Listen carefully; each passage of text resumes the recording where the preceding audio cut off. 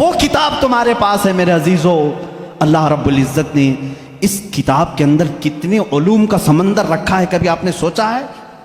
یہ وہ لوگ تھے جو عرب لا نہیں سکے، لیکن جو سمجھ بوجھ رکھتے تھے انہوں نے قرآن کا مطالعہ شروع کیا اور اس میں سے جواہر نکالے، موتیاں نکالی۔ اب مختصر میں ذکر کرتا چلا جاؤں گا۔ سارے علوم قرآن میں ہیں۔ میں اس کو کالج کے جو اسٹوڈنٹس ہیں یا جو پروفیسرز ہیں یا جو لیکچرر ہیں یا جو ڈاکٹرز ہیں، انجینئر ہیں، جو بھی ہیں، وہ آج میری اس تقریر کے مخاطب ہیں۔ سنو، قرآن پاک میں وہ علوم جس کی ایجاد آج کے زمانے میں کہی جاتی ہو، میں 14 صدیوں پہلے کی ان آیات میں تمہیں صاف واضح بتا سکتا ہوں کہ کون کون سے علوم قرآن میں آئے ہیں۔ آپ نے شاید پہلے دن ہی سنا ہوگا، آسٹرونومی، یہ وہ علم ہے جو علم الفلکیات جس کو کہتے ہیں، آسمان کائنات کا علم، آسمانوں میں کیا ہے، گیلیکسی میں کیا ہے اور کیسے دنیا وجود میں آئی، اس علم کے جاننے والے آسٹرونومی کہلائے جاتے ہیں۔ آسٹرونومی کے بیسک فارمولے قرآن پاک میں ہے۔ جانتے ہیں آپ آسٹرونومی کی سب سے بڑی تحقیق کیا ہے؟ ان سائنسدانوں کی سب سے بڑی تحقیق یہ ہے کہ ایک شخص ہے انگریزوں کا، جس کو یہ کہا گیا ہے اسٹیفن ہاکنگ، یہ 1925 کی بات ہے، جس نے سب سے پہلے یہ کہا کہ کائنات پھیل رہی ہے۔ 1925 میں 1925 میں سب سے پہلے اس نے یہ کہا، میں دیکھ رہا ہوں گیلیکسی میں سٹارز دور دور ہو رہے ہیں اور پھیل رہی ہے یہ کائنات۔ اس نے وسعت کائنات کا نظریہ سب سے پہلے دیا۔ اور قرآن کہتا ہے وَالسَّمَاءَ بَنَيْنَاهَا بِأَيْدٍ وَإِنَّا لَمُوسِعُونَ، آسمان کو ہم نے اپنے دست قدرت سے بنایا ہے اور اس کو ہم قیامت تک پھیلاتے رہیں گے۔ قرآن کہہ رہا ہے اس کو ہم پھیلاتے رہیں گے۔ اور یہ ہے آسٹرونومی کے لیے، یہ جو جس کا نام میں نے لیا ہے اسٹیفن ہاکنگ، اس نے کہا یہ 20ویں صدی کی سب سے بڑی تحقیق ہے، سب سے بڑی تحقیق ہے۔ مجھے معلوم نہیں 14ویں صدی میں، 14 صدی پہلے ہی یہ تحقیق اللہ کے کلام میں آ چکی۔ عزیزان گرامی، اور یہ آپ کو بگ بینگ کا جو میں نے بتایا تھا فرسٹ ڈے، آپ نے سنا ہوگا، اس زمانے میں نہیں بلکہ یہ بگ بینگ کا جو وہ لایا ہے جس نے آسٹرونومی میں، جو سب سے پہلے سائنسدان نے کہا کہ پہلے یہ زمین آسمان سب چیزیں ایک ہی تھیں، ایک بڑا دھماکہ ہوا، اس سے پوری کائنات پھیلی۔ ان کا اب جا کر کے یہ نظریہ ہوا کہ ایک بڑا دھماکہ ہوا، اس کے بعد سب چیزیں الگ ہو گئیں، چاند الگ ہوا، تارے الگ ہوئے اور سورج الگ ہوا، زمین الگ، آسمان الگ۔ اس تھیوری کو قرآن نے خود بیان کیا ہے، اولم یر الذین کفروا ان السماوات والارض کانتا رتقا ففتقناہما۔ اللہ فرماتا ہے اے محبوب، کیا نہیں دیکھتے وہ کافر اب بھی انکار کر رہے ہیں، زمین اور آسمان ملے ہوئے تھے، ہم نے ان کو پھاڑ کر کے الگ کیا۔ فتقناہما، فتق کہتے ہیں ایسا زور کا دھماکہ ہونا اور جھٹکا دینا جس سے ساری چیزیں بکھر جائیں، اور قرآن نے اس بگ بینگ کا ذکر کیا ہے۔ یہ اور بات ہے کہ اس کی تحقیقات اور ہوتی رہیں گی۔ ایسٹرولوجی جس میں علم نجوم ہے، اس کے متعلق بھی میں نے بتایا تھا کہ ستاروں کے متعلق بلیک ہول کا تذکرہ سورہ واقعہ میں موجود ہے۔ اللہ فرماتا ہے لا اقسم بمواقع النجوم، قسم ہے ان جگہوں کی جہاں جا کر کے ستارے فنا ہو جاتے ہیں، اس کو آج سائنسدان بلیک ہول کہتے ہیں۔ یہ ایسٹرولوجی ہے۔ اور بوٹانی جانتے ہوں گے آپ، علم نباتات، پودوں کا علم، یہ ایک پورا باضابطہ ایگریکلچر، اس پر تو یونیورسٹیاں قائم ہیں جس میں پودوں کی نشو و نما کے متعلق تحقیقات ہوتی ہیں، اور قرآن اس کی تمام تفصیلات بتا رہا ہے۔ وَمِن كُلِّ الثَّمَرَاتِ جَعَلَ فِيهَا زَوْجَيْنِ اثْنَيْنِ، اللہ فرماتا ہے ہر پھل میں ہم نے میل اور فیمیل رکھا ہے۔ آج کے سائنس کہہ رہا ہے ہر درخت میں میل اور فیمیل ہوتے ہیں۔ یہ قرآن کے وہ علوم ہے۔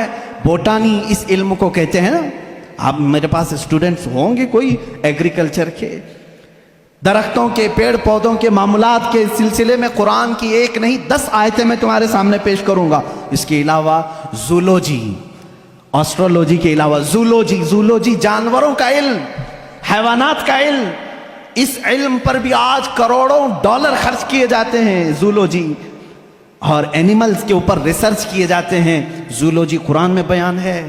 تمہیں معلوم ہے وما من دابۃ فی الارض ولا طائر یطیر بجناحیہ الا امم امثالکم. ایک سائنسدان ہے، اس سائنسدان کا نام میں تذکرہ نہیں کر رہا ہوں، اس نے سب سے پہلے کہا جانوروں میں بھی انسانوں جیسی کچھ عادتیں ہیں، میں نے ان پر تحقیق کی ہے. اس سائنسدان نے کہا، اور رب تعالیٰ فرماتا ہے زمین میں کوئی جانور ایسا نہیں اور اڑنے والے پرندوں میں کوئی ایسا نہیں، الا امم امثالکم، وہ سب کے سب تمہارے جیسی سوسائٹی رکھتے ہیں، تمہارے جیسی سوسائٹی. ان کے خاندان ہوتے ہیں، ان کے اپنی برادریاں ہوتی ہیں، ایک ہی خاندان کے ساتھ اڑتے ہیں، آتے ہیں، جاتے ہیں. یہ پرندوں کا معاشرتی معاملہ یہ زولوجی کہلاتا ہے، آج کی تحقیق میں ہے اور قرآن میں موجود ہے. قرآن اس بات کو پہلے بتا چکا ہے. صرف پرندوں کی بات نہیں میرے عزیزوں، اس کے علاوہ جو اور بھی اس میں ہے. قرآن پاک میں چونٹیوں کا علم، ایک سائنسدان ہے، اس نے کہا ہے کہ چونٹیاں بات کرتی ہیں ایک دوسرے کو، اور یہ سب ایک دوسرے کے کانٹیکٹ میں آ کر کے ہی کام کرتی ہیں. اور قرآن کہہ رہا ہے سورہ نمل پوری چونٹیوں کی سورہ ہے. اللہ تعالیٰ فرماتا حتی اذا اتوا علی واد النمل قالت نملۃ یا ایھا النمل ادخلوا مساکنکم.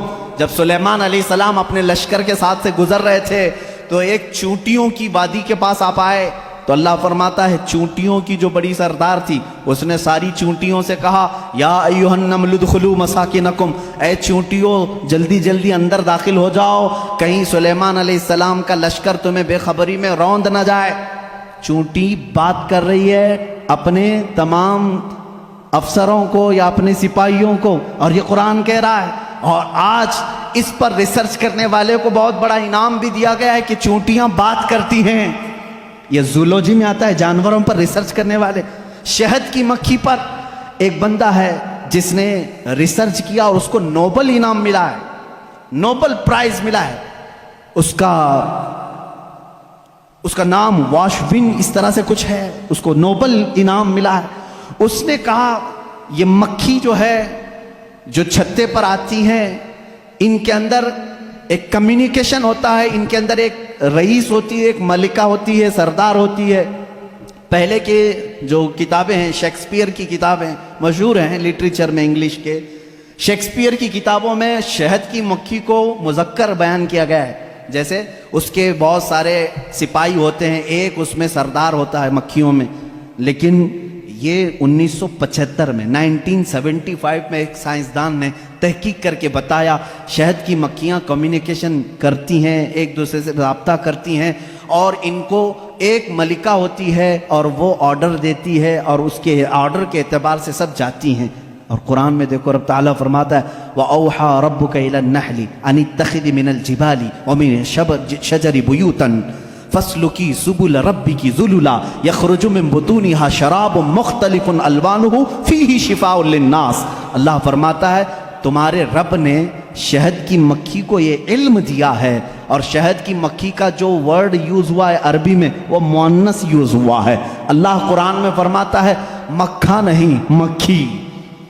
اب تک کہتے تھے کہ مکھی کا جو مذکر ہے وہ اس پہ سب چھتے پر لا کر جمع کرتے ہیں. 1975 میں زولوجی اس علم کی تحقیق کرنے والے ماہر سائنسدان نے بتایا نہیں، ساری مکھیاں اس میں سے جو رئیس ہوتی ہے وہ بھی مؤنث ہوتی ہے، اس کے جتنے افسر ہوتے ہیں وہ بھی مؤنث ہوتے ہیں. قرآن اس میں مؤنث کے صیغے استعمال کر کے فرما رہا ہے شہد کی مکھی رئیس اپنے ہم نواؤں سے کہتی ہے جاؤ پھولوں کو چوس کر کے لاؤ، وہ آرڈر دیتی ہے اور اس کے بعد وہ لا کر کے اپنے تھوک کو جمع کرتی ہیں. اب یہ بھی اس نے 1975 میں یہ بھی ایجاد کیا شہد کہاں سے نکلتا ہے، شہد کہاں سے نکلتا ہے.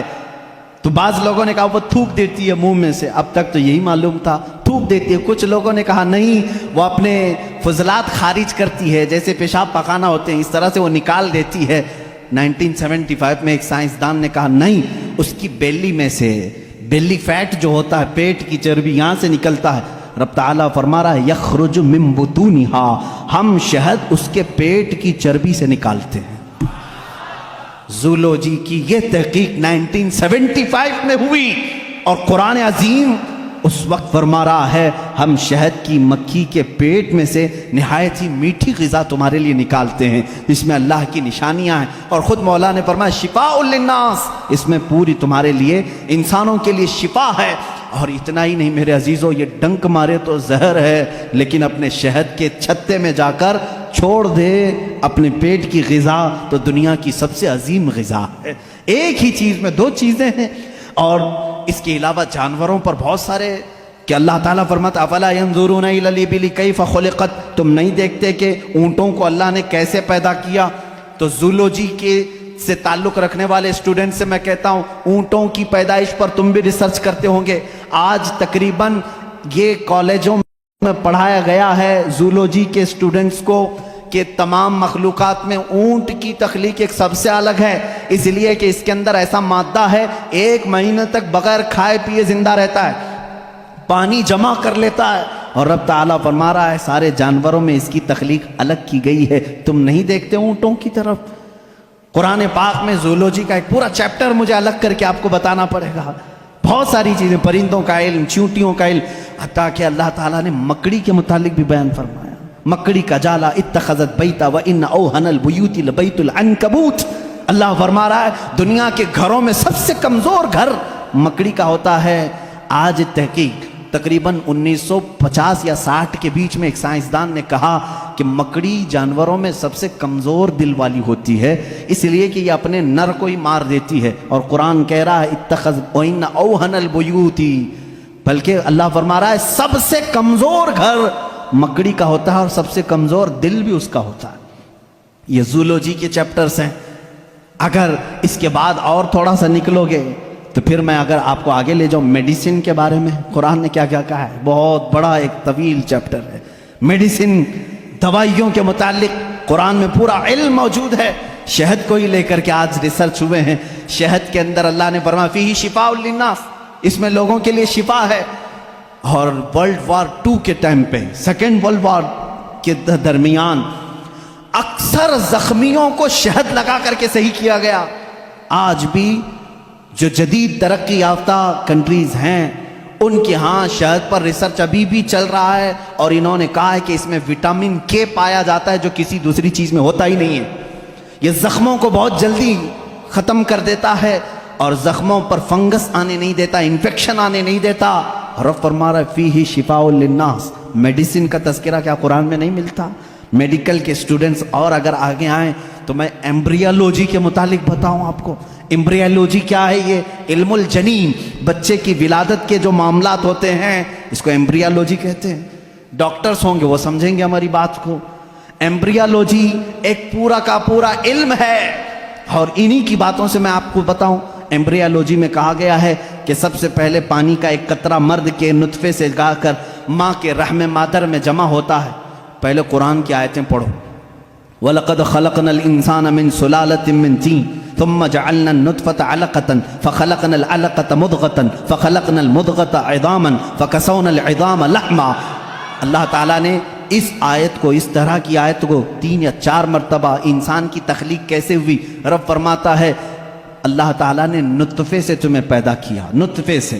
اچھا، میں ایک ڈاکٹر صاحب سے بات ہو رہی تھی، انہوں نے کہا پورا نطفہ جو ہوتا ہے انسان کا، منی جو مرد کی ہوتی ہے، اس میں ایک بار کی منی میں تقریباً 30 لاکھ سپرم ہوتے ہیں، جو جراثیم جس کو کیڑا یہ لوگ کہتے ہیں، جو جا کر کے عورت کے اوم میں، یعنی اس کے بیضے ہوتے ہیں، انڈے ہوتے ہیں، اس میں ٹکراتا ہے اور جا کر کے فکس ہو گیا اگر ایک جراثیم، ایک کیڑا، ایک سپرم کا، تو پھر بچے کی ولادت وہاں سے شروع ہوتی ہے۔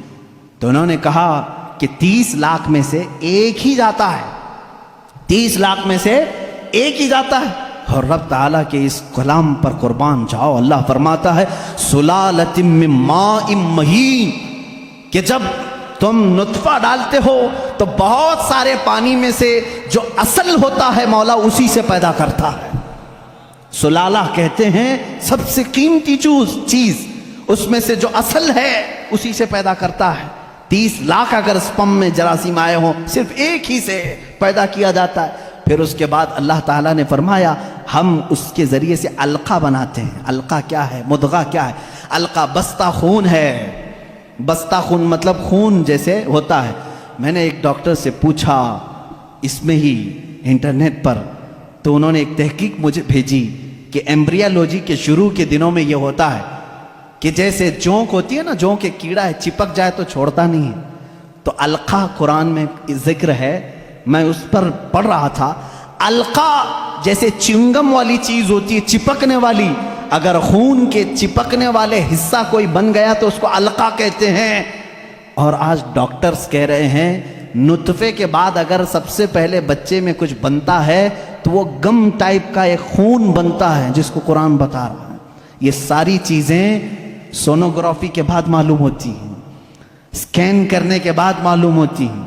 और उसके बाद मुदगा है, गोश्त का एक लोथड़ा, उसमें अल्लाह ताला ने जो मुदगा लफ्ज इस्तेमाल फरमाया, इसका मतलब क्या है, ये भी डॉक्टर्स इसकी भी तस्लीम करेंगे। एक बहुत बड़ा साइंसदान है, उससे पूछा गया थर्ड स्टेज एम्ब्रियोलॉजी स्टेजेस में से थर्ड स्टेज क्या है, तो उसने एक लंबा सा आटा या कुछ च्युइंगम लिया, उसको दांतों में रखा, चबा करके दिखाया, एक लंबा कीड़ा और उस पर दांतों के निशान, दांतों के निशान। डॉक्टर्स जब स्कैनिंग करेंगे तो उनको ये पता चलेगा कि पहले माँ के पेट में एक लंबी चीज बनी जिस पर दांतों के निशान, जैसे कुरान ने मुदगा कहा।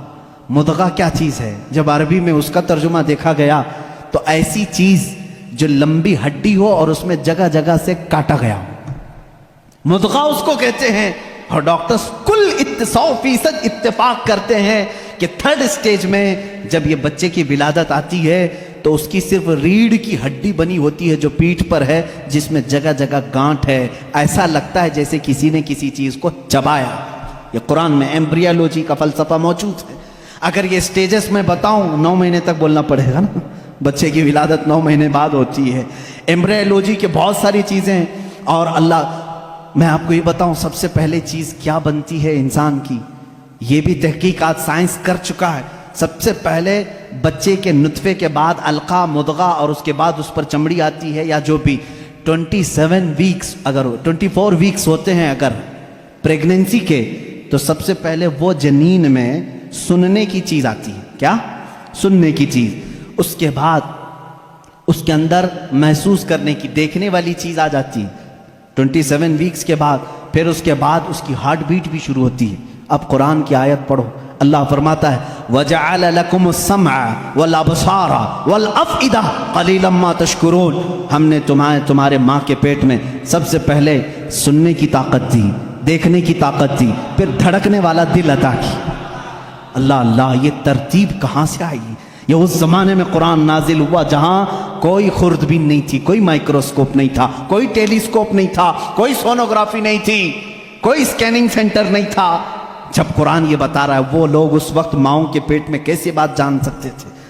एक बहुत बड़ा साइंसदान है, उसके सामने एम्ब्रियोलॉजी के तज़किरे किए गए और कुरान की आयतें बताई गई, तो कहता है शायद मोहम्मद सल्लल्लाहु अलैहि वसल्लम के पास कोई ऐसी बड़ी मशीन थी जिसको वो देख करके सब बताएं। उनसे कहा गया मियाँ ये 1400 साल पहले की है, तो वो खुद हंसने लगा, हाँ ये तो टेलीस्कोप जो देखने वाली खुर्दबीन है, माइक्रोस्कोप, ये तो 16वीं सदी में ईजाद हुई है। और उस वक्त जब ईजाद हुई तो बड़ी बड़ी चीजें ही खाली देख सकती थी, छोटी चीजों को देखा भी नहीं जाता। फिर उसने उठ करके ये कहा, फिर तो या तो ऊपर वाली कोई ताकत उनके साथ होगी।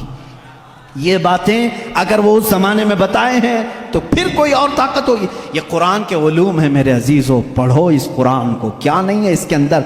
अब मैं अगर एम्ब्रियोलॉजी हो गई बात, उसके अलावा और हाइड्रोलॉजी, जमीन के मामलात, पानी के तबखीर का सबसे पहला मादा कुरान ने बताया। ये वाटर साइकिल के जो थ्योरी है, सबसे पहले जानते हैं आपको किसने पेश की है?